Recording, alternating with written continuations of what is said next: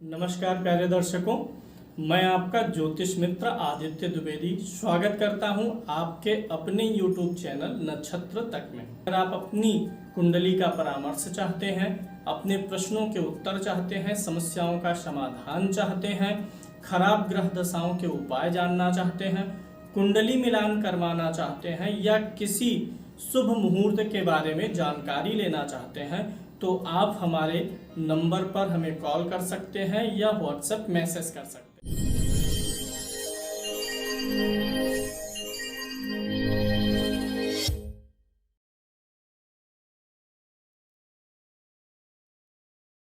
विवाह के लिए वर और वधू की कुंडली का मिलान किया जाता है कि दोनों का दाम्पत्य जीवन अच्छा चले। कुंडली मिलान और मंगल दोष का विचार सिर्फ इसीलिए ही नहीं किया जाता कि पति और पत्नी दोनों की आयु अच्छी रहे। विवाह हो गया, मंगल दोष का विचार इन जनरल लोग इसलिए करते हैं कि अगर अगला मांगलिक है और उसका जीवन साथी मांगलिक नहीं होगा तो उसकी मृत्यु हो जाएगी। लेकिन अब समय बदल चुका है, लोग सिर्फ इस चीज़ का विचार ही नहीं करना चाहते बल्कि ये भी देखेंगे कि विवाह के बाद दोनों की आयु ठीक रहे, ये प्राथमिकता है। लेकिन दोनों का वैवाहिक जीवन प्रेम पूर्ण रहे, वैवाहिक जीवन में कलह ना रहे और कोई ऐसी चीज़ ना होने पाए जिससे कि बाद में लड़की के घर वाले या फिर लड़के के घर वालों को परेशानियों का सामना करना पड़े। तो कुंडली मिलान का आज के समय में बहुत व्यापक परिप्रेक्ष्य हो गया है। कुंडली मिलान से संबंधित और वैवाहिक जीवन को अच्छा बनाने से संबंधित किन किन चीज़ों पर आप विचार करेंगे कुंडली मिलान के समय, ये आज आप बारीकी से सीखने वाले हैं।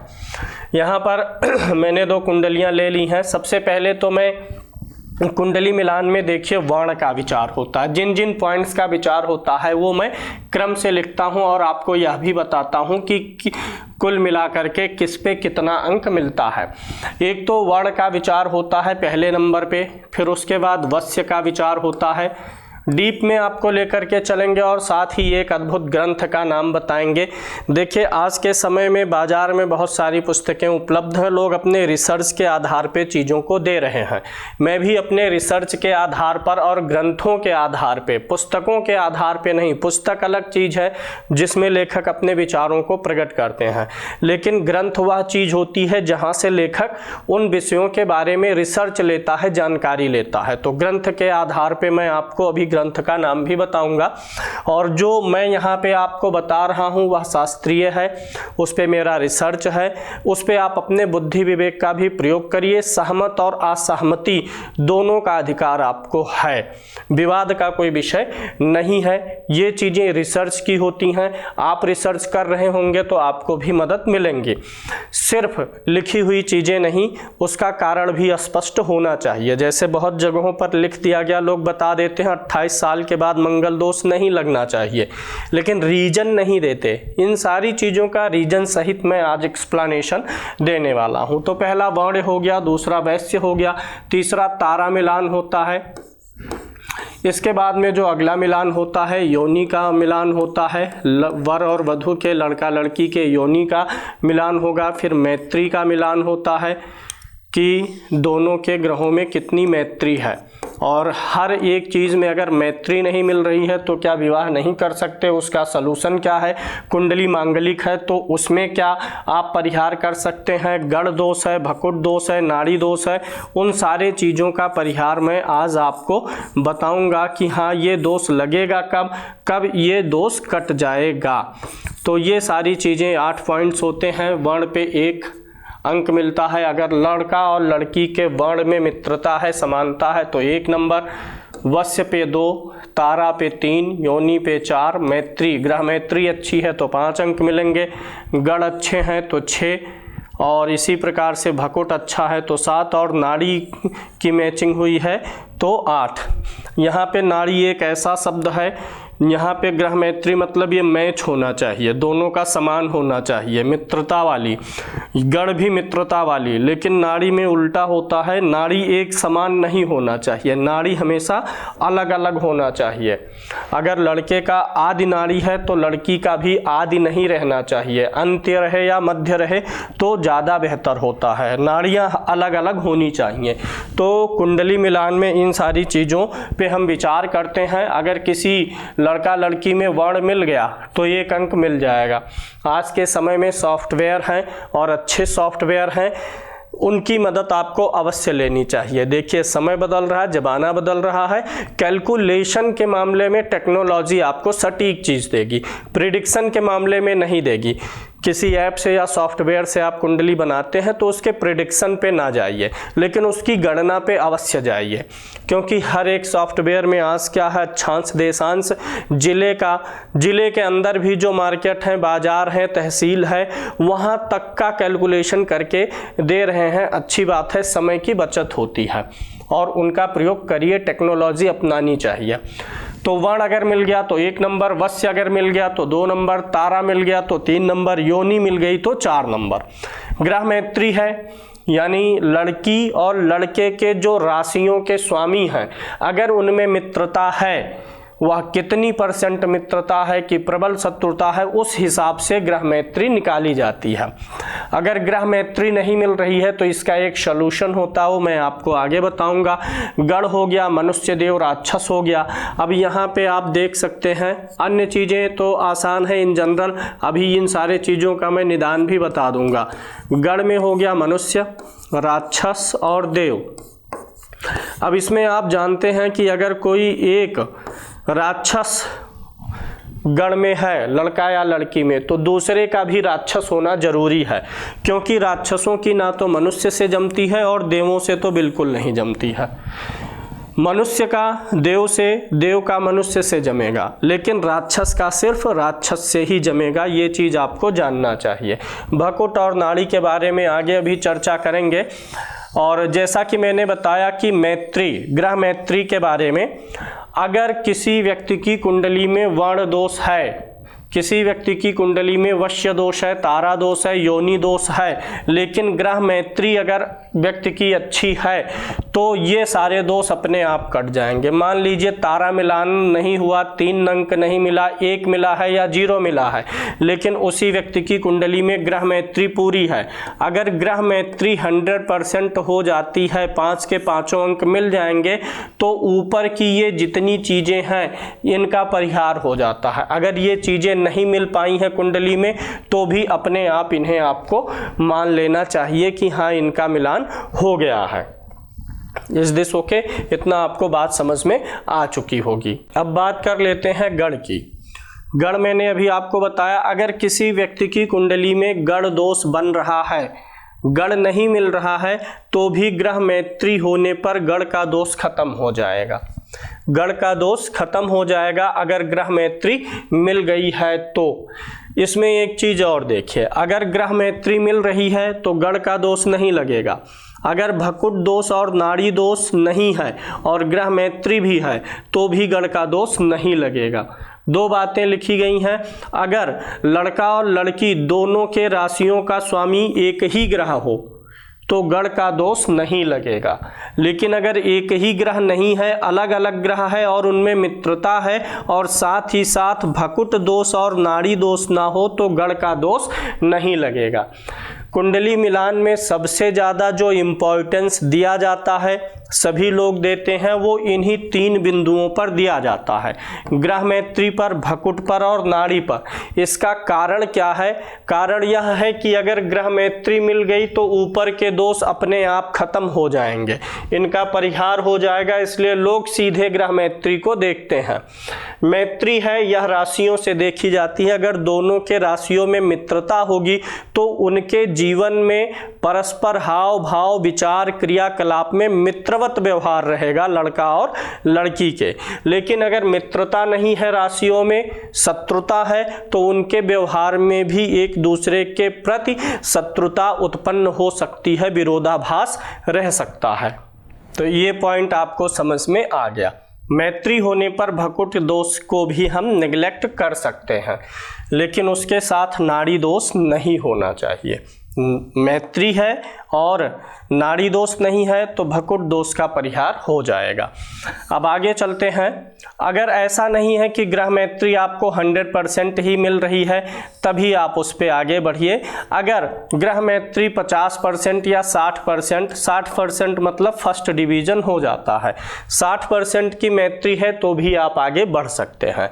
अब किसी की कुंडली में ग्रह मैत्री नहीं है, यानी राशियों के जो स्वामी हैं वो शत्रु हैं, तो ग्रह मैत्री का एक परिहार होता है लग्न मैत्री। अगर कुंडली में लग्न मैत्री है, यहाँ पे मैं बना देता हूँ, चंद्रमा जिस राशि पर होता है वही व्यक्ति की राशि होती है। लड़के की कुंडली में तुला राशि पर चंद्रमा है और लड़की की कुंडली में मेष राशि में चंद्रमा है, तो दोनों के जो ग्रह मैत्री हुई, इसका स्वामी शुक्र हुआ, इसका स्वामी मंगल हुआ, तो शुक्र और मंगल में आपको ग्रह मैत्री अच्छी नहीं मिलेगी। ऐसे ही मान लीजिए किसी लड़के का राशि का स्वामी शनि है और लड़की के राशि का स्वामी मंगल है, तो मंगल और शनि में मैत्री नहीं है, तो ग्रह मैत्री नहीं मिल रही है। तो अगर आपको राशि से ग्रह मैत्री नहीं मिल रही है तो आप लगन की मैत्री लीजिए। जो ज्योतिष में रिसर्च कर रहे हैं उनको पता है कि राशि से भी ज़्यादा इम्पोर्टेंट लग्न ही होता है। राशि जो है वो तो हमारा मन है, लेकिन लग्न जो है वो हमारा शरीर है। अगर किसी व्यक्ति की कुंडली में लगन से मैत्री होगी, यहाँ पर जो लड़के का लगन है वो धनु लगन है और जो लड़की का मैं मान लेता हूँ वृश्चिक लगन, इसका स्वामी गुरु, इसका स्वामी मंगल, मंगल और गुरु में मित्रता है, परम मित्रता है दोनों में। भले ही अब राशि से मैत्री ना आई हो और सारी चीज़ें दुरुस्त हैं, सिर्फ मैत्री वाला अगर बात फंस रहा है तो आप राशि से देखने के बजाय लग्न से देख लीजिए। अगर लग्न से मैत्री मिल गई तो कोई दिक्कत की बात नहीं है, आप बड़े आराम से आगे बढ़ सकते हैं। यानी अगर लगन मिल रहा है तो यानी पूरी कुंडली ही मैच हो जाएगी। इनका धनु लगन है और इनका मान लीजिए मीन लगन है, दोनों के लग्न का स्वामी बृहस्पति ही है, यानी इनके अब हाव भाव विचार, रुपए पैसे के मामले में, साहस पराक्रम के मामले में, सुख सुविधाओं के मामले में इनकी मैचिंग अपने आप हो गई, कुंडली दोनों की मिल गई। अष्टकूट मिलान सिर्फ आवश्यक नहीं है, कुंडली मिलान भी आवश्यक है। जो सामान्य रूप से पंडिताई करते हैं वो सिर्फ नाम से मिला देते हैं, कभी भी नाम से मैचिंग नहीं करनी चाहिए। अगर आपके पास डेट ऑफ बर्थ, जन्म का समय नहीं है, उन परिस्थितियों में आप विचार करें कि नाम से मिला लें। कुछ लोग तो ऐसा भी करते हैं, मिलवाने आएंगे, नाम से नहीं मिलेगा, पहले राशि के नाम से मिलवा लेंगे, उससे नहीं मिलेगा तो प्रसिद्ध नाम से मिलवा लेंगे, फिर उससे भी नहीं मिला तो अपनी तरफ से नाम एक कोई रख के मिलवा लेते हैं। ये सब गलत है। कुंडली मिलान हमेशा डेट ऑफ बर्थ से ही करवाइए। ये जो डेट ऑफ बर्थ, ये जो जन्म कुंडली होती है, ये आपके जन्म के समय का मैप होता है कि जब आपका बर्थ हो रहा है तो इस ब्रह्मांड में, इस अपने सौर मंडल में कौन से ग्रह स्थिति का मैपिंग कहाँ पे हो रहा है। और जीवन आप कहीं जाते हैं तो मैप को ही फॉलो करते हैं ना, कि मैप को फॉलो करते हुए आप उस स्थान पर पहुंचेंगे, मैप आपको रास्ता बताता है। तो कुंडली भी जिस समय जन्म होता उस समय आकाश मंडल में कैसी मैपिंग हो रही है उसी हिसाब से हमारा जीवन चलता है। तो ग्रह मैत्री का परिहार लग्न मैत्री हो गई। अगर ग्रह मैत्री है यानी राशि से मैत्री है और लगन से भी मैत्री है तो वाह क्या कहना है, सोने पे सुहागा हो गया। बहुत अच्छी मैचिंग देखनी है तो दोनों से देख लीजिए। अगर राशि से मैत्री है लेकिन लगन से शत्रुता है तो भी दिक्कत आएगी ही लाइफ में। तो सिर्फ राशि नहीं, आप लगन की भी मैत्री देखिए। अब ये तो हो गया, अगर मैत्री अच्छी हो गई, ग्रह मैत्री या लगन से मैत्री, तो गण के दोष पे आपको नहीं जाना है। दूसरा भकुट दोष का परिहार ये हो गया कि अगर दोनों के राशियों के स्वामी एक ही ग्रह हो, जैसे मान लीजिए लड़के का मेष राशि है और लड़की का वृश्चिक राशि हुआ, तो अब दोनों के राशियों का स्वामी एक ही ग्रह होगा। मेष का स्वामी मंगल, वृश्चिक का स्वामी मंगल। इसी प्रकार से धनु और मीन में भी होगा। किसी एक का लड़का या लड़की में धनु हो और अगले का मीन हो तो दोनों के स्वामी जो हैं राशियों के गुरु ही होंगे। इसी प्रकार से शनि में भी हो जाएगा 10 और 11। किसी एक की राशि मकर हो, किसी एक की राशि कुंभ हो तो दोनों के राशियों का स्वामी कौन होगा? शनि होगा। इसी प्रकार से वृषभ और तुला में भी हो जाएगा। अगर राशियों के स्वामी एक ही ग्रह हैं तो भकुट दोष नहीं लगेगा। दूसरा क्या है कि अगर ग्रह मैत्री बहुत अच्छी है, 100% आपको ग्रह मैत्री मिल गई और साथ ही साथ नाड़ी दोष ना हो तो भी भकुट दोष का परिहार हो जाएगा और साथ ही साथ गण दोष का भी परिहार हो जाएगा। तो ये आपको समझ में बात आ गई होगी। अब हम चलते हैं नाड़ी पे। अभी विषय बहुत लंबा है। अभी मांगलिक में जब हम चर्चा शुरू करेंगे तो आपको बहुत ज़्यादा क्लू मिलेगा, क्योंकि सबसे ज़्यादा पेच कहाँ फंसता है? मांगलिक होने में। तो अभी हम नाड़ी के बारे में थोड़ी सी चर्चा कर लेते हैं। नाड़ी कभी एक नहीं होनी चाहिए। वर और वधू की नाड़ी अलग अलग होनी चाहिए। नाड़ी दोष का परिहार क्या है? देखिए, नाड़ी दोष जब दोनों की, वर और वधू की नाड़ी एक होगी तो यह दोष लगेगा। जैसे लड़के का आदि है और लड़की का भी आदि है तो नाड़ी दोष लग गया। अब इसके लिए कुछ निदान भी बताया गया है। अगर लड़का और लड़की दोनों की राशि एक ही हो, ध्यान से सुनिएगा, राशि एक हो, दोनों की एक ही राशि हो, लेकिन दोनों का जो जन्म का नक्षत्र है, जन्म नक्षत्र अलग अलग हो, जन्म नक्षत्र अलग अलग हो। याद रखिएगा, राशि एक होनी चाहिए। दोनों चीजें अप्लाई करनी है। कुछ लोग मिलेंगे वो कहेंगे कि दोनों का जन्म नक्षत्र तो अलग अलग है तो नाड़ी दोष नहीं लगेगा, लेकिन इसमें यह शर्त है कि दोनों की पहले राशि एक होनी चाहिए। राशि अगर एक होगी तब जन्म नक्षत्र के अलग अलग का कॉन्सेप्ट लागू होगा। तो ये चीज आपको ध्यान रखनी है, दोनों का राशि एक हो। अगर नक्षत्र अलग अलग नहीं है, नक्षत्र ही सेम है, दोनों का ही मान लीजिए आर्द्रा नक्षत्र में जन्म हुआ है तो आर्द्रा नक्षत्र का चरण अलग अलग होना चाहिए। किसी का आर्द्रा के द्वितीय में हो, किसी का आर्द्रा के तृतीय में हो। राशि एक हो, जन्म का नक्षत्र ही अलग अलग हो या नक्षत्र अलग अलग ना हो, एक ही नक्षत्र हो तो उनके चरण अलग अलग हो तो भी नाड़ी दोष खत्म हो जाता है। अब मैं आपको ग्रंथ का उदाहरण देने वाला हूं और मैं आपको ग्रंथ भी दिखाऊंगा। आवश्यक है इस ज्योतिष विद्या का प्रचार हो। जो लोग जितना जानते हैं, जितना अपना रिसर्च करते हैं, जिन चीज़ों से उदाहरण लेते हैं वो चीज़ सम्मुख रखें। देखिए, किताबों को सम्मुख रखना अलग विषय है, किसी लेखक ने अपनी तरफ से रिसर्च किया वो अलग चीज है, लेकिन जो रिसर्च की जड़ होती है, जहां से ज्योतिष शुरू होती है, फलदीपिका, उत्तर कलामृत, अन्य ऐसे जो सभी ग्रंथ हैं, उन सभी ग्रंथों से ही हम पढ़ना शुरू करते हैं। तो जो ज्योतिष में मुहूर्त से संबंधित, मुहूर्त हो गया, कुंडली मिलान हो गया, जैसे घर आपको बनाना है, घर का कौन सा मुहूर्त हो, किस दिशा में खुदाई हो, किसके नाम से हो, आपको दुकान शुरू करना है, व्यापार, ये पुस्तक जो है वृहद ज्योतिष सार, ये अकाट्य पुस्तक है।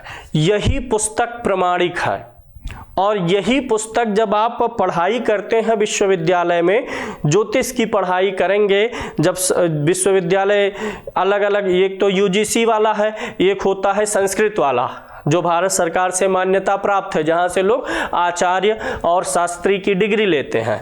ये पुस्तकें वहां पे चलती हैं, वहां पे चलने वाली पुस्तकें प्रमाणित हैं। तो मैं आपको और करीब से दिखा देता हूं, शायद आपको स्पष्ट दिखे। वृहद ज्योतिष सार, ये पुस्तक आपके पास अवश्य होनी चाहिए। अगर आप ज्योतिषी हैं, प्रोफेशनली सीखना चाहते हैं, तो ये पुस्तक में आप आ जाएंगे, सारे प्रकरण यहाँ पे दिए हुए हैं। आप जब इसमें आ जाएंगे मिलान वाले भाग पर, यहाँ पे विवाह विचार का एक चैप्टर है, इस विवाह विचार के चैप्टर पे आ जाएंगे तो यहाँ पे आपको ये सारी चीज़ें मिल जाएंगी। यहाँ पे ग्रह मैत्री का विचार है, मैं चलता हूँ, यहाँ पे दिया गया है कि भकुट का ज्ञान दिया गया है। भकुट के बारे में मैं यहाँ से भकुट से और नाड़ी से दोनों को फिर से आपको कोरिलेट करके समझाऊंगा। भकुट का ज्ञान पेज संख्या 182 पर है। लोग आपको बताएंगे अपनी तरफ से, लेकिन लोग अपने जो है जहाँ से उनका ज्ञान का सोर्स वगैरह है, रिसर्च का सोर्स है, उसे छिपाना चाहते हैं।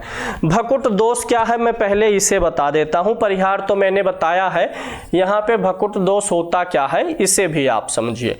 क्योंकि मेरा उद्देश्य सिर्फ यह नहीं है कि मैं कुछ आपको बता दूँ, आप उस पर भरोसा करिए, जानिए, उसको स्वबुद्धि विवेक से परखिए। और आपको ज्योतिष की जो पुस्तकें हैं, जब मैं शुरू में ज्योतिष सीखना शुरू किया था तो मेरे पास में, चूंकि मैं ग्रामीण क्षेत्र से आता हूं, मैं वैसे ग्रामीण क्षेत्र की बात नहीं है, शहरी क्षेत्र से भी जो होंगे और उनके अंदर ललक होगी चलो ज्योतिष सीखते हैं, तो उनको पता ही नहीं चलेगा कि कौन से चीज़ें प्रमाणिक हैं, कहाँ से मुझे ज्ञान लेना चाहिए। हर जगह से तो नहीं ले सकते ना, जैसे आप हर डॉक्टर से दवा नहीं ले सकते, कुछ झोला छाप बैठे हैं, कुछ डिग्री वाले भी हैं, पढ़े लिखे हैं। इसी प्रकार से यहाँ भी आपको दिक्कत आती है। तो मैं चाहता हूँ पुस्तकों के बारे में भी आपको ज्ञान हो। पेज संख्या 182 पे ये लिख रहे हैं, कन्या की जन्म राशि से, चाहे कन्या हो चाहे वर हो, उसकी जन्म राशि से, जन्म राशि से, यानी एक मान लीजिए मैं वर हूं, सामने वाला कोई कन्या है, तो जो मेरी जन्म राशि है या जो कन्या की जन्म राशि है, उन दोनों की राशियों का परस्पर जो संबंध है वह छठी और आठवीं। अभी मैं इसको यहाँ पे समझाऊंगा, पहले मैं लिख दे रहा हूं। अगर कन्या की जन्म राशि से वर की जन्म राशि और वर की जन्म राशि से कन्या की जन्म राशि छठवीं आठवीं हो तो बताते हैं ये भकुट दोष बनाता है। तो बताते हैं वर और वधू दोनों की आयु कम हो जाएगी, दोनों की असमय मृत्यु का चांस बढ़ जाएगा। अगर दोनों का नवम पंचम का संबंध बनेगा, दोनों का मतलब दोनों की राशियों का नवम पंचम का संबंध बनेगा तो संतान को कष्ट देगी। भकुट दोष में भी 3 वर्गीकरण है। नवम पंचम का संबंध बना तो संतान को संतान के लिए समस्याएं आ जाएंगी, और अगर द्वि द्वादश का संबंध बना तो दोनों दरिद्रता में जीवन बिताएंगे, ये लिखा गया है। अब इस चीज को मैं पूरा समझा देता हूं। पहले एक कुंडली लेते हैं, यहाँ पे मान लेते हैं इनका जो है ये वर की कुंडली है, इनकी मेष राशि है। अब यहाँ पे इसी सूत्र से पहले दूसरे और तीसरे को मैं अप्लाई करूंगा। कह रहे हैं कि अगर जो लड़के की जन्म राशि है उससे गिन लीजिए छठवीं और आठवीं राशि कौन सी है। मेष राशि अगर है किसी की तो यहाँ से छठवीं राशि कौन सी पड़ेगी, कन्या। यानी लड़की की कुंडली में कहीं कन्या राशि पर चंद्रमा है, और आठवीं राशि मेष से क्या पड़ेगी, वृश्चिक, यानी वृश्चिक राशि पर चंद्रमा है, तो भकुट दोष लग जाएगा। इसी प्रकार से 9 और 5 का भी संबंध नहीं होना चाहिए। लड़के की कुंडली में या लड़की की कुंडली में किसी एक की कुंडली में धनु पे चंद्रमा है। अब भकुट दोष कब लगेगा, भकुट दोष तब लगेगा जब अगले की कुंडली में चंद्रमा यहाँ से धनु राशि से छठवें वाली राशि में हो। धनु से 6 गिनिए, धनु, मकर, कुंभ, मीन, मेष, वृष, यानी लड़की की कुंडली में 2 नंबर की गिनती पर चंद्रमा होगा। इसी प्रकार से यहाँ 9 नंबर पर है, 9 या पंचम का संबंध। अब मान लीजिए यहाँ से गिनिए 5 तक, धनु, मकर, कुंभ, मीन, मेष। अब लड़की की कुंडली में मेष राशि पर चंद्रमा है, तो अब भकुट दोष का निर्माण हो गया। यानी इसी प्रकार से द्विद्वादश का संबंध हो, इस कुंडली में किसी की कुंडली में लड़का हो या लड़की, धनु का हो गया चंद्रमा इसमें, तो अब अगर अगले की कुंडली में द्वादश, धनु से द्वादश राशि, धनु से 12वीं राशि कौन सी पड़ेगी, वृश्चिक पड़ेगी। अगर लड़की की कुंडली में वृश्चिक का चंद्रमा है तो अब वहां पर ये द्विद्वादश का संबंध लागू हुआ। धनु में है, अब गिनिए यहां से 12 राशि कौन सी पड़ेगी। धनु, मकर, कुंभ, मीन, मेष, वृष, मिथुन, कर्क, सिंह, कन्या, तुला, वृश्चिक। वृश्चिक के बाद में फिर धनु आएगा, तो ये बन गया संबंध। तो ये होता है भकुट दोष का कारण। 6वीं और 8वीं राशियों की समानता होगी, यानी लड़के की जो राशि है उससे लड़की की राशि 6वीं या 8वीं पड़ेगी, तो आयु कम करेगा दोनों की। लड़के की या लड़की की किसी एक की राशि जो है उससे अगले की राशि अगर 9वीं या 5वीं पड़ेगी तो संतान को हानि, अगर द्विद्वादश पड़ेगी तो दोनों के धन की हानि कराएगा। ये आपको समझ में आ गया होगा भकुट का ज्ञान। अब इसी में हम आगे चलेंगे नाड़ी के बारे में। नाड़ी चक्र दिए हैं यहाँ पर। दुष्ट भकुट का परिहार पेज संख्या 185 पर बताया गया है, जो मैं आपको ऑलरेडी बता चुका हूँ। मैं उसको आपको पहले से ही बता दिया हूं, लेकिन मैं एक बार फिर से सिर्फ पढ़ दे रहा हूं। यदि वर कन्या की राशियों का स्वामी एक ही ग्रह हो, यानी जैसे लड़के का मेष हो, लड़की का वृश्चिक हो, तो दोनों के राशियों का स्वामी एक ही ग्रह आ जाएगा। तो अगर दोनों लड़के लड़की की राशियों का स्वामी एक ही ग्रह है तो भकुट दोष खत्म। इसी में आगे ये भी बता रहे हैं कि अगर ग्रह मैत्री अच्छी हो और नाड़ी दोष भी ना हो तो भी भकुट दोष खत्म हो जाएगा। अब इसको मैं छोड़ के आगे चलता हूँ। यहाँ पे वर्ण आदि दोष का परिहार, जो ऊपर के वर्ण है, वस्य है, तारा है, योनि है, इन सारे चीज़ों का परिहार लिखे हैं कि अगर ग्रह मैत्री है तो ये सारी चीज़ें नगण्य हो जाती हैं। अब यहाँ पे मंगल दोष का परिहार दिए हुए हैं और नाड़ी दोष का परिहार। नाड़ी का अभी मैंने आपको बता दिया कि अगर लड़का लड़की के राशियों का स्वामी एक ही ग्रह हो लेकिन उनके जन्म नक्षत्र अलग अलग हो, या जन्म नक्षत्र एक हो तो जन्म नक्षत्र का चरण अलग अलग हो, तो नाड़ी दोष कट जाएगा। यह भी कहते हैं कि अगर नक्षत्र एक ही हो लेकिन राशि अलग अलग हो जाए तो भी परिहार हो जाएगा नाड़ी दोष का।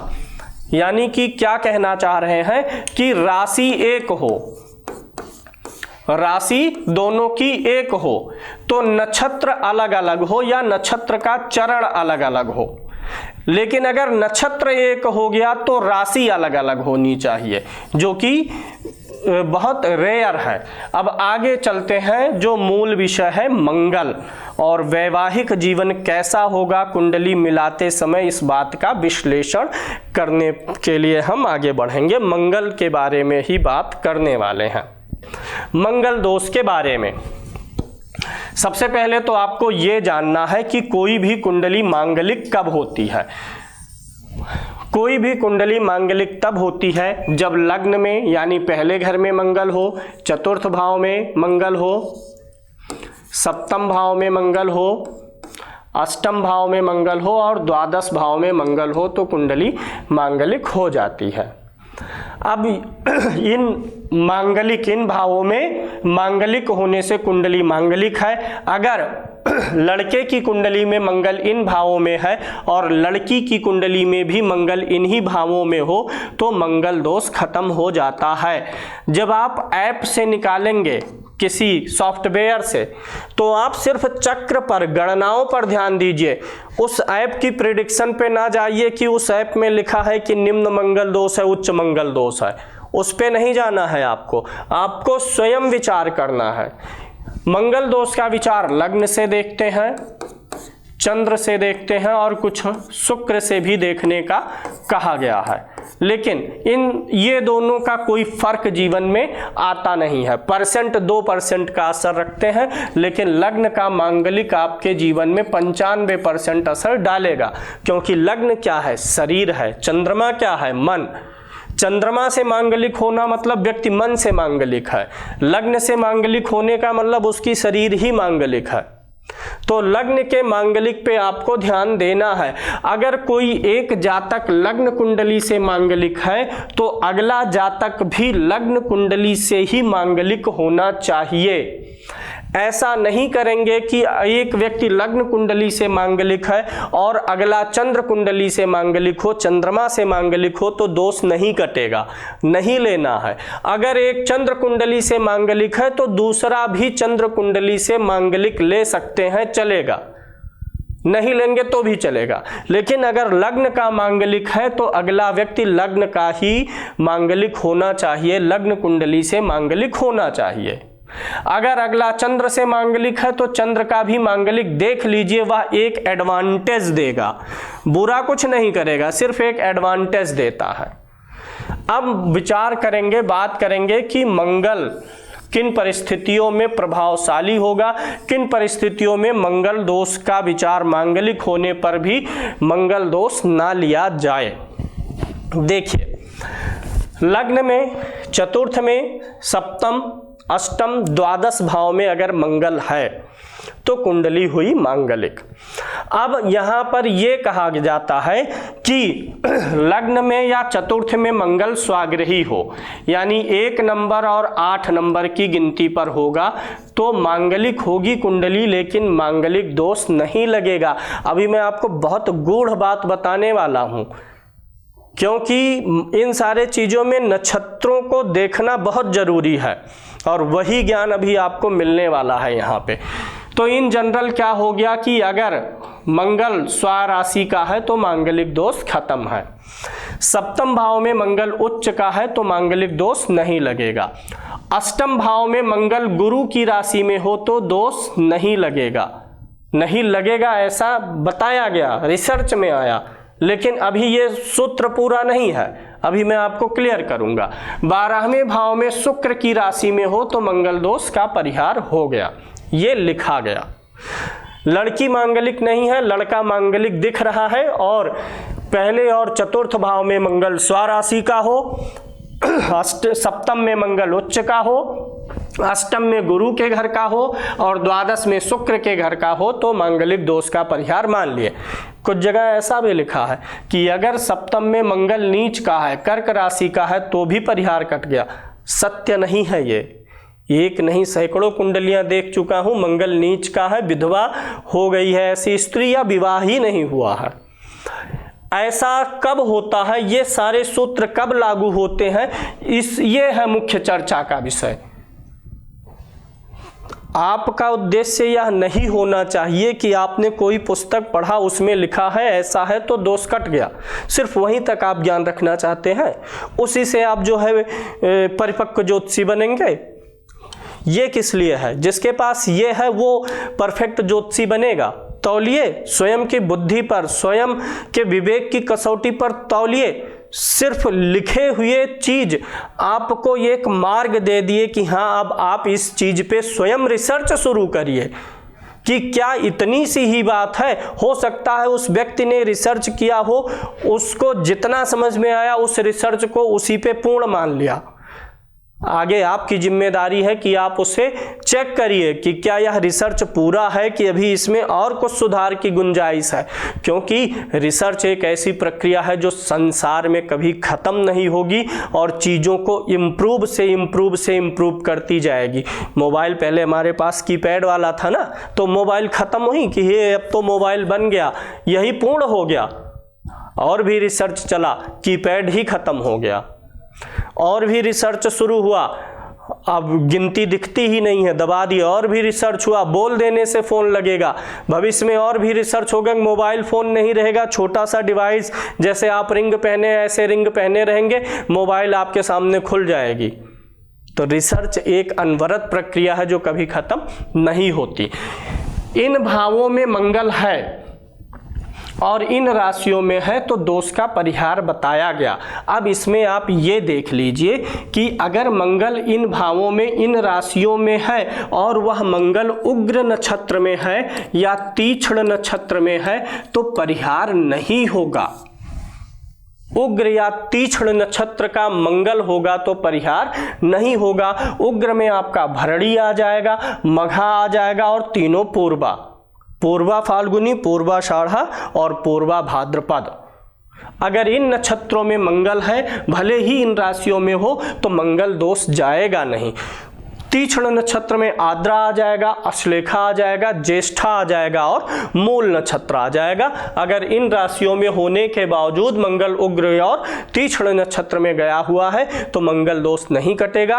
अन्य नक्षत्रों में गया है तब गुंजाइश है कट जाएगा, और अगर मंगल मृदु नक्षत्र में गया होगा तो मंगल दोष से समझौता किया जा सकेगा वहां की स्थितियों में।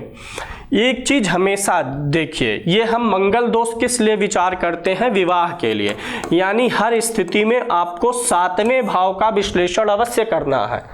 अगर मंगल इन स्थितियों में हो और 7वें भाव का स्वामी अच्छी स्थिति में हो, 7वें भाव का स्वामी अस्त ना हो, नीच का ना हो, 6, 8, 12 में ना गया हो, तब ये सूत्र आपका लागू होगा। अगर उग्र और तीक्ष्ण में मंगल बैठा होगा इन राशियों में तब ये सूत्र लागू नहीं करना है। अगर मंगल आपका इन राशियों में बैठा हुआ है, मंगल भी उग्र या तीक्ष्ण नक्षत्र में है, जो 7वें भाव का स्वामी होगा वो भी उग्र या तीक्ष्ण नक्षत्र में हो, या मंगल यहां पर ना ही हो, किसी अन्य भाव में ही हो, लेकिन जो 7वें भाव में ग्रह बैठा है वह कोई भी ग्रह हो, सूर्य हो, चंद्रमा हो, मंगल हो, बुध हो, गुरु हो, अगर 7वें भाव में बैठा हुआ ग्रह और 7वें भाव का स्वामी दोनों उग्र या तीक्ष्ण नक्षत्र में गए हैं तो मैरिड लाइफ खराब होगी। और अगर मांगलिक होकर के गया है, मांगलिक है कुंडली, और तब जो है 7वें भाव में स्थित ग्रह 7वें भाव का स्वामी या मंगल उग्र या तीक्ष्ण में है तो परेशानी पैदा करेगी। यानी जब भी आप मिलान करेंगे कुंडली तो 7वें भाव में स्थित यानी सप्तमस्थ, 7वें भाव का स्वामी यानी सप्तमेश और मांगलिक होने पर मंगल, इन तीनों ग्रहों के नक्षत्रों को देखेंगे। अगर इन 3 में से कोई 2 उग्र या क्रूर नक्षत्र में होगा तो उसकी डेस्टिनी में ही है कि उसका मैरिड लाइफ खराब हो, तनाव हो, तलाक हो। तब आप कितना भी कुंडली मिलाएंगे जो होना है वो होके रहेगा। अगली चीज, अगर आप यहां पर मंगल को देख रहे हैं इन राशियों में कि मंगल 1-8 में लगन में है, यहाँ पे मंगल 1-8 में है, यहाँ उच्च का है, यहाँ गुरु के घर का, यहाँ शुक्र के घर का है, तो मंगल दोष का परिहार हो रहा है। इस बात को कंफर्म करने के लिए नवमांश कुंडली के चतुर्थ भाव पर जाइए, उसी व्यक्ति के नवमांश कुंडली के चतुर्थ भाव को देखिए। अगर मंगल इन राशियों में है और उसी जातक के नवमांश कुंडली के चतुर्थ भाव में कोई शुभ ग्रह हो, क्या हो? शुभ ग्रह हो या शुभ ग्रह की दृष्टि होगी, तब यह काम नहीं करेगा, यानी तब यह दोष नहीं लगेगा।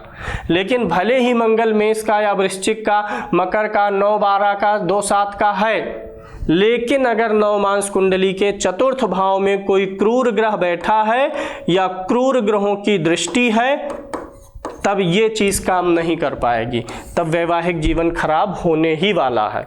कोई जरूरी नहीं है कि आप वैवाहिक मंगल का जब प्रभाव देख रहे हैं तो मृत्यु से ही कनेक्ट करिए कि ये मांगलिक है तो अगले की मृत्यु हो जाएगी, ये मांगलिक है तो अगले का डाइवोर्स हो जाएगा। बहुत सारी ऐसी स्थितियां हैं कि मांगलिक होने पर, ऐसी स्थितियां आने पर ना तो डाइवोर्स हो रहा है ना तो मृत्यु हो रही है, लेकिन दोनों साथ ही नहीं रहते। लड़का कहीं अलग वो घर बसाना चाह रहा है, उसी चक्कर में लड़की को ले नहीं जा रहा, या लड़की का किसी और से अफेयर है, वो अपने फ्रेंड के साथ बैठी हुई है या मायके में बैठी हुई है, लड़के को ना डाइवोर्स दे रही है और ना ही लड़के से मतलब ऐसा कर रही है कि ना तो तुम्हें छोड़ूंगी ना तो तुम्हें अपनाऊंगी, ना आऊंगी ना तलाक दूंगी, सिर्फ उसे पीड़ित करना, उसकी नज़र उसके प्रॉपर्टी पर है। तो ये सारी स्थितियां यहीं से पता चलेंगी। अगर कोई भी कुंडली मांगलिक है, मंगल किसी भी राशि में बैठा हो, नवमांश कुंडली का चतुर्थ भाव देख लीजिए, अगर वहाँ क्रूर ग्रह नहीं है तब तो मंगल दोष के परिहार के नियमों को लगाइए। अगर नवमांश के चतुर्थ में भी क्रूर ग्रह है, क्रूर ग्रह की दृष्टि है, तो ये सारे नियम ना लगाइए, तब दिक्कत आएगी, उसको दिक्कत आएगी। इससे अच्छा है बात की दिक्कत का सामना करने के पहले वाले और थोड़ा सा मेहनत कर लिया जाए विवाह ढूंढने में। दूसरी चीज़, अगर मंगल दोष है, सप्तमेश कमजोर हो जाएगा तो यह दोष और बढ़ जाएगा। पुरुष की कुंडली में कारक शुक्र होगा और स्त्री की कुंडली में कारक गुरु होगा, तो अगर कारक शुक्र कमजोर है और दोष भी आ रहा है मंगल का और शुक्र कमजोर है तो भी मैरिड लाइफ आपकी खराब हो जाएगी। और ऐसे स्त्री की कुंडली में कुछ लोगों ने देख लिया और कह दिया मंगल दोष का परिहार हो गया है इन राशियों में होके, तो आप नवमांश का चतुर्थ भी देख लीजिए, ऊपर से 7वें भाव के स्वामी की स्थिति देखिए और गुरु की स्थिति देखिए। अगर ये सारी चीजें अच्छी होंगी तब मंगल दोष के परिहार पे आप जा सकते हैं। दूसरा जो एक भ्रांति फैली हुई है, 28 साल के बाद मंगल का दोष खत्म हो जाता है, इसके बारे में भी चर्चा करेंगे। यानी कुल मिलाकर के अगर आप पुस्तक पढ़ना शुरू करेंगे मंगल दोष के निदान का तो पता चलेगा कि 1000 में से सिर्फ एक कुंडली मांगलिक मिलेगी, इतना निस्तारण दे दिए हैं। लेकिन जब प्रैक्टिकल लाइफ में देखेंगे तो ऐसा नहीं है, प्रॉब्लम्स आ ही रही हैं। ये जो उग्र और क्रूर नक्षत्र का कॉन्सेप्ट मैंने दिया है ये आप हमेशा याद रखिएगा। अगर सप्तम भाव में स्थित ग्रह और मांगलिक होने पर मंगल, इनमें से कोई एक ही उग्र या क्रूर में होगा वही पर्याप्त है। 2 होंगे तब तो कहना ही क्या, 3 हो गए तो ऐसे व्यक्ति को कभी मैरिड लाइफ का सुख ही नहीं मिलेगा। वो 2 विवाह करेगा, 3 करेगा, ऐसे करता जाए लेकिन वो सुख नहीं पा सकता, वहाँ से उसे तनाव और टेंशन ही मिलने वाला है। अब अगला सवाल है, क्या 28 साल की उम्र में मंगल दोष खत्म हो जाता है? व्यक्ति 28 साल का हो गया, कोई लॉजिक नहीं देते हैं, लिख दिए ऐसा माना जाता है कि ऐसा माना जाता है, लेकिन उसके पीछे का लॉजिक नहीं दे रहे हैं। समय बदल चुका है। आज जो है पहले के समय में विवाह 12 से 14 वर्ष की आयु में हो जाता था। कुछ लोगों में तो विवाह 10 साल की आयु में ही हो जाता था और उस समय गौना जाने का रिवाज था। विवाह कम उम्र में कर देते थे और 3 साल बाद गौना जाता था, या तो उसी साल जाता था या 3 साल बाद या 5 साल बाद। तो गौने की परंपरा इसीलिए शुरू की गई थी कि विवाह जल्दी कर देंगे, 10 साल में कर देंगे और 3 साल बाद जब गौना देंगे तो कन्या 13 साल की हो जाएगी। 12 साल में करेंगे और 3 साल बाद गौना देंगे तो 15 साल की हो जाएगी। विवाह जल्दी कर देंगे लेकिन गौना यानी पति के घर देर से जाएगी, जब थोड़ा सा और युवक हो जाएंगे। यानी जब उस समय ये लॉजिक होता था कि विवाह कर दो, फिर जब मासिक धर्म शुरू हो जाएगा जिस एज में, उस एज में हम गौना दे देंगे, भेज देंगे। ये पहले के समय में होता था। अब यहाँ इस चीज़ का लॉजिक समझिए। मंगल किस चीज़ का ग्रह है? गर्मी, खून की गर्मी, खून की उत्तेजना जो है उसका कारक ग्रह है। मंगल खून की उत्तेजना का कारक ग्रह है, पराक्रमता का है, खून में ही पराक्रम होता है। तो जब कम उम्र में विवाह हुआ, मान लीजिए कोई 14 साल की उम्र में पति पत्नी साथ रहना शुरू कर दिए, तो 28 साल में खत्म हो जाता है दोष, यानी 14 साल विवाह को बीत गए। और यह सत्य है, जिनका शादी विवाह हुआ है, जो प्रैक्टिकली लाइफ जीते हैं, यथार्थ में जीते हैं, उनको पता है कि विवाह होने के बाद मनुष्य की जो काम वासना है, खून की उत्तेजना है, वो ठंडी पड़ती ही है। और जब कम उम्र में विवाह होगा तो 28 साल आते आते क्या होता था, वो खून की उत्तेजना शांत हो जाती थी। इसीलिए कहा जाता था कि 28 के बाद ख़त्म हो जाएगा। लेकिन आज के समय में तो विवाह ही जो है 25 साल, कुछ का तो 28 साल, कुछ तो 30-32 साल में विवाह ही हो रहा देर में। तो यह कॉन्सेप्ट सही नहीं है। दूसरा, आप ये देखिए, अगर मंगल दोष के कारण या मांगलिक के कारण 2 लोगों के वैवाहिक जीवन में दिक्कत है और मामला कोर्ट में चल रहा हो, आज के समय में जो भी मामले कोर्ट में चल रहे होंगे वैवाहिक जीवन को लेकर के, अगर वो मांगलिक के कारण चल रहा है, कुंडली मांगलिक होने की स्थिति में, तो आप देखेंगे जितने भी मामले चल रहे होंगे उसमें से लड़का और लड़की की उम्र लगभग 28 के ऊपर ही आपको मिलेगी। अगर मंगल दोष 28 में समाप्त हो जाता है तो जो कोर्ट में केसेस पड़े हुए हैं, जिनकी उम्र 28 साल, 30 साल, 32 साल, 35 साल की है, उनके केस तो खत्म हो जाने चाहिए थे, क्योंकि 28 में मंगल दोष खत्म, तो अब कैसा विवाद चल रहा है? अपने आप सही हो जाना चाहिए था ना, नहीं हो रहा है। आज के समय में तो विवाह ही देर से हो रहा, किसी का 24-25 में हुआ, साल 2 साल साथ रहे, फिर उसके बाद विवाद शुरू हुआ, मामला कोर्ट में गया, यानी 28 साल पूरे होने के बाद में विवाद और फसाद शुरू हो रहे हैं। ये लॉजिक ठीक नहीं है। ये सिर्फ एक लॉजिक निकाल दिया किसी ने पुराने समय के हिसाब से, यही सोच के दिमाग में आ गया कि विवाह को अब तो 14 साल बीत गए, और पहले के समय में ये चीज़ें कम होती थी। देश काल परिस्थितियों का प्रभाव बहुत ज़्यादा पड़ता है। तो पहले लोगों के पास में अपने विचार रखने के चांस बहुत कम होते थे। माता पिता या लोगों ने जो संबंध किया बस उसी में चलना, पसंद नापसंद, रुचि अरुचि से मतलब नहीं रह जाता था। 5-5 दिन तक बारात टिकती थी। तो उस समय के हिसाब से लोगों ने कहा अब तो 14 वर्ष बीत गए हैं, ब्लड की जो उत्तेजना है वो शांत हो चुकी होगी, तब तक 4-5 बच्चे हो जाते थे लोगों के। उस केस में कुछ हद तक कुछ मामलों में ये चीज़ सही होती थी।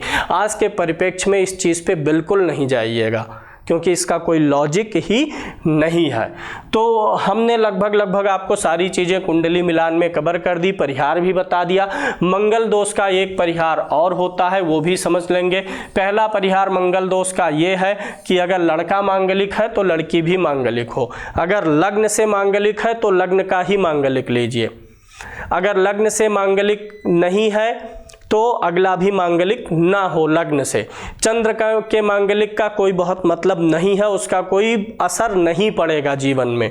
लग्न को ही देखिए, चंद्र से भी मिल जाए और लग्न से दोनों का, तो वह एक एडवांटेज सिर्फ दे सकता है। दूसरा परिहार ये है कि अगर किसी की कुंडली में मंगल जिस भाव में बैठा हुआ है, मान लीजिए लड़के की कुंडली में मंगल लगन में बैठा है, तो लड़की की कुंडली में, यानी अगर वर या वधू की कुंडली में जिस भाव में मंगल बैठा है, अगले की कुंडली में उसी भाव में राहु हो, उसी भाव में सूर्य हो, उसी भाव में शनि हो, या उसी भाव में केतु बैठा हो, यानी क्रूर ग्रह बैठा हुआ हो। मंगल भी क्रूर ग्रह है, उसी भाव में मंगल होगा तब तो खत्म ही हो जाएगा। अगर मंगल नहीं है तो अन्य कोई क्रूर ग्रह सेम भाव में बैठे हो तो मंगल दोष का परिहार होता है, लेकिन वह तभी होगा जब 7वें भाव का स्वामी अच्छा हो, मंगल उग्र या तीक्ष्ण नक्षत्र में ना गया हो। पहले नक्षत्र का विश्लेषण कर लेंगे, सप्तम भाव और सप्तमेश की स्थिति देख लेंगे, तब ये सारे जो परिहार वाले नियम है तभी लगाना है। अगर 7वां भाव कमजोर है, 7वें में नीच का ग्रह बैठ गया, 7वें भाव का स्वामी कमजोर हो गया, तब जो है ये सारे नियम नहीं लगाने हैं। यहाँ तो मंगल ही आ गया। दूसरा उदाहरण हम लेते हैं, मान लीजिए ये है कुंडली, 7वें भाव में ही नीच का ग्रह है, 7वें भाव का स्वामी शुक्र यहाँ पर बैठा है। अब मंगल दोष का परिहार ना लगाइएगा, ये कुंडली मांगलिक है, लड़की की कुंडली में यहाँ राहु मिल गया, तो अब पहला नियम क्या बन गया कि जिस भाव में मंगल है उसी भाव में अगले की कुंडली में राहु है, तो परिहार हो गया। नहीं हुआ, क्योंकि सप्तम और सप्तमेश बलवान होने चाहिए। सप्तम में बैठा हुआ ग्रह सप्तमेश और मंगल अगर ये उग्र या तीक्ष्ण नक्षत्र में है एक की कुंडली में, तो दूसरे की कुंडली में भी इसी में मिल जाएंगे, तब जो है दोनों का स्तर बराबर हो जाएगा, दोनों एक दूसरे के आवेग को, क्रोध को सह लेंगे। अग्नि की ऊर्जा को कौन सह सकता है? अग्नि ही सहेगा। जल को कौन बर्दाश्त करेगा? जल। वायु को कौन बर्दाश्त करेगा? वायु। अगर एक मांगलिक है यानी पराक्रमी है, तो उसके पराक्रम को बर्दाश्त करने के लिए अगले को भी पराक्रमी होना चाहिए, इसीलिए मांगलिक से मांगलिक लिया जाता है कि अगर एक मांगलिक है वो तो महान पराक्रमी है, अगला भी पराक्रमी रहे कि हाँ जब वो गलती करे तो ये भी डांट डपट सके। दोनों एक दूसरे को डांट डपट के एक दूसरे के अंदर भय पैदा कर ले जाएंगे। लेकिन अगर मान लीजिए लड़का मांगलिक है, लड़की मांगलिक नहीं है, तो लड़का भय पैदा कर ले जाएगा लड़की के अंदर, लड़की दब जाएगी, वह प्रतिकार नहीं कर पाएगी। और ये संसार का नियम है, जहाँ प्रतिकार नहीं होता वहाँ पर अगला व्यक्ति स्वच्छंद हो जाता है, हावी हो जाता है, उसके मन में ये आ जाता है कि मैं सही करूँ या गलत करूँ, मुझे तो कोई कुछ करने वाला नहीं है।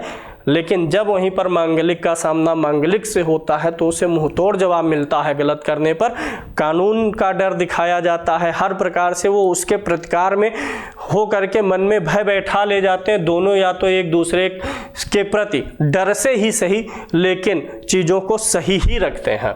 तो ये उम्मीद है आपको चीज़ें समझ में आई होंगी। कुंडली मिलान में कभी भी कुछ भी देखिए तो सप्तम और सप्तमेश और नक्षत्र देखने के बाद जो परिहार का सूत्र लगाया जाता है तब उसे लगाना है। सातवां कमजोर हो, सप्तमेश कमजोर हो तो परिहार के नियम ना लगाइए। उम्मीद है ये समझ में आ गया होगा। फिर आगे और आप लोग कमेंट वगैरह करेंगे, उस हिसाब से कुछ चीज़ें अगर छूटी होंगी, ऐसा लगेगा कि हाँ इस पे भी बोलना चाहिए तो हम उस पे भी आगे चर्चा कर लेंगे।